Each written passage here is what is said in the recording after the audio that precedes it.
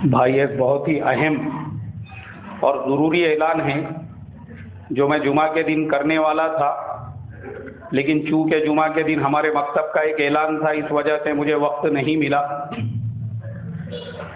دیکھو، آج سے تقریباً 10-12 دن پہلے کی بات ہے، ناسک میں ایک مسلمان کو دفن کرنے کے لیے قبرستان میں قبر کھودی جا رہی تھی۔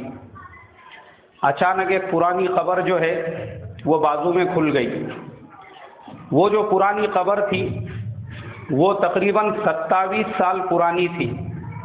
جب وہ قبر کھدی تو قبر کھودنے والوں نے اور وہاں پہ موجود لوگوں نے دیکھے کہ وہ آدمی جس کو 27 سال پہلے دفن کیا گیا تھا وہ اپنی قبر میں ویسا ہی رکھا ہوا ہے جیسا کہ اس کو ابھی چند گھنٹوں پہلے دفن کیا گیا تھا۔ اب قبرستان کے جو ذمہ دار لوگ ہیں وہ رجسٹر وغیرہ لے کر آئے، چیک کیے کہ بھئی یہ جگہ پہ یہ قبر میں کس کو دفن کیا گیا ہے۔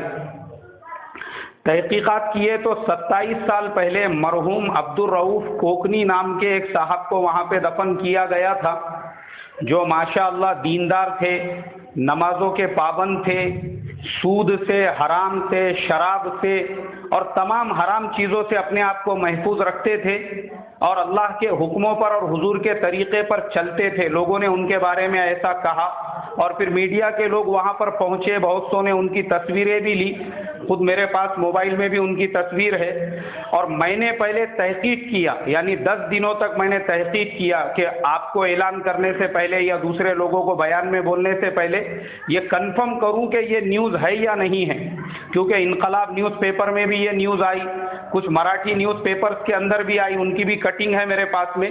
لیکن پرسنل میں نے ناسک کے کچھ پہچان والے لوگوں کو فون کر کے تحقیق کیا کہ بھئی ایسا حادثہ تمہارے شہر میں پیش آیا کیا؟ جب انہوں نے کہا کہ ہاں یہ کنفرم نیوز ہے اور ہم لوگ بھی اس وقت قبرستان میں موجود تھے، ہزاروں کی تعداد میں لوگ وہاں پر پہنچے تھے، اس کے بعد میں آپ لوگوں کے سامنے بیان کر رہا ہوں۔ یہ واقعے سے ہم تمام لوگوں کو کیا عبرت ملتی ہے؟ اس واقعے سے ہم تمام لوگوں کو 2 طرح کی عبرت ملتی ہے۔ پہلی عبرت تو ان لوگوں کو ملتی ہے جو قبر کے عذاب کے منکر ہے۔ آپ کو معلوم ہونا چاہیے کہ آج ہمارے مسلمانوں میں ماڈرن مسلمانوں کی ایک جماعت ایسی ہے، ان لوگوں کا کہنا یہ ہے کہ قبر کے اندر کوئی عذاب نہیں ہے، کوئی حساب کتاب نہیں ہے، کچھ بھی نہیں ہے، انسان کے جسم سے روح نکل گئی، قبر کے اندر تو ایک جسم کو ڈال دیا جاتا ہے چھپانے کے لیے۔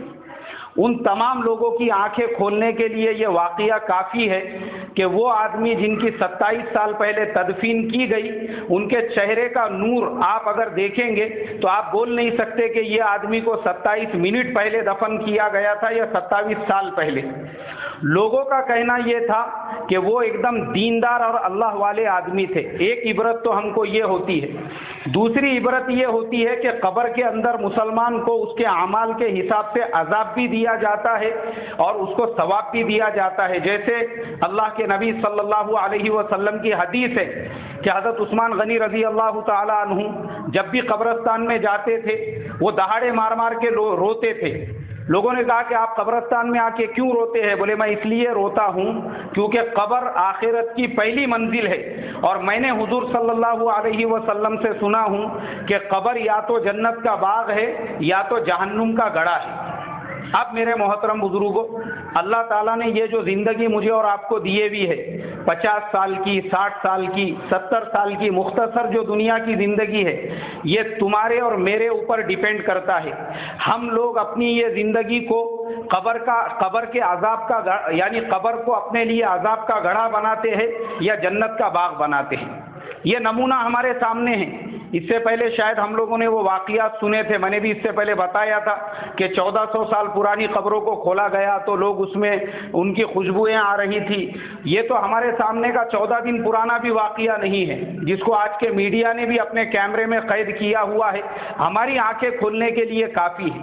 اب اگر ہمارے اندر رتی برابر بھی سمجھداری ہے تو یہ تمہارے اور میرے اللہ کی طرف سے ہوشیار کرنے کے لیے ایک الٹیمیٹم ہے کہ دیکھو ہوشیار ہو جاؤ، ابھی بھی جو بچی کچی زندگی ہے اس کو اللہ کے حکموں پہ گزارو، حضور کے طریقے پہ گزارو، نمازوں کی پابندی کرو، نمازوں کا اہتمام کرو، کبیرہ صغیرہ گناہوں سے بچو، حرام سے بچو، شراب سے بچو، سود سے بچو۔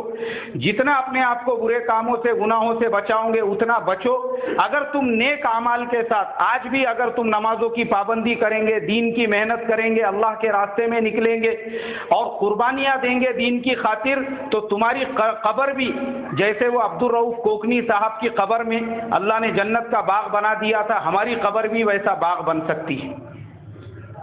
حالانکہ اللہ تعالیٰ اپنی طرف سے جو ہے یہ چیزیں ظاہر نہیں کرتا ہے، لیکن کبھی کبھی ایسی چیزیں ظاہر ہو جاتی ہیں۔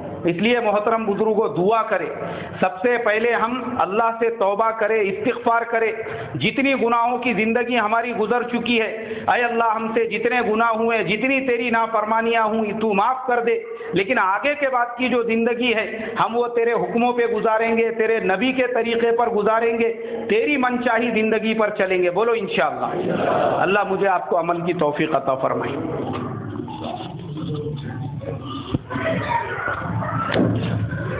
بسم اللہ الرحمن الرحیم۔ اللہم صلی علی سیدنا و حبیبنا و شفیعنا و مولانا محمد وبارک وسلم۔ ربنا آتنا فی الدنیا حسنہ وفی الآخرۃ حسنۃ وقنا عذاب النار۔ ربنا لا تزغ قلوبنا بعد اذ ہدیتنا وہب لنا من لدنک رحمہ انک انت الوہاب۔ اللہم احفظنا من کل بلاء الدنیا عذاب القبر وعذاب الحشر وعذاب الآخرہ۔ اللہم من احییتہ منا فاحیہ علی الاسلام ومن توفیتہ منا فتوفہ علی الایمان۔ اے اللہ ہمارے گناہوں کو معاف فرما، اے اللہ ہمارے تمام کبیرہ صغیرہ، اے اللہ تمام گناہوں کو، اے اللہ ہمارے تمام گناہوں کو جن کو تو جانتا ہے اپنے فضل و کرم سے معاف فرما۔ اے اللہ آگے کی جو زندگی ہے وہ تیرے حکموں پر گزارنے کی توفیق عطا فرما۔ اے اللہ ہماری زندگی کو تیرے حکموں پر اور تیرے پیارے نبی صلی اللہ علیہ وسلم کے طریقے پر گزارنے والا بنا۔ اے اللہ تیری چاہی ہم کو گزارنے والا بنا۔ اے اللہ من چاہی سے ہم تمام کی حفاظت فرما۔ اے اللہ تیرے حکموں پر چلنے والا بنا۔ اے اللہ قبر کے عذاب سے ہم تمام کی حفاظت فرما۔ اے اللہ ہم تمام کی قبروں کو بھی جنت الفردوس بنانے کے فیصلے فرما۔ اے اللہ ہم تمام کو قبر کے عذاب کا یقین عطا فرما۔ اے اللہ ہم تمام کو اعمال کا یقین عطا فرما۔ اے اللہ ہم تمام کے دلوں میں نماز سے ہونے کا یقین عطا فرما۔ اے اللہ ہم تمام کی دعاؤں کو اپنے فضل و کرم سے قبول فرما۔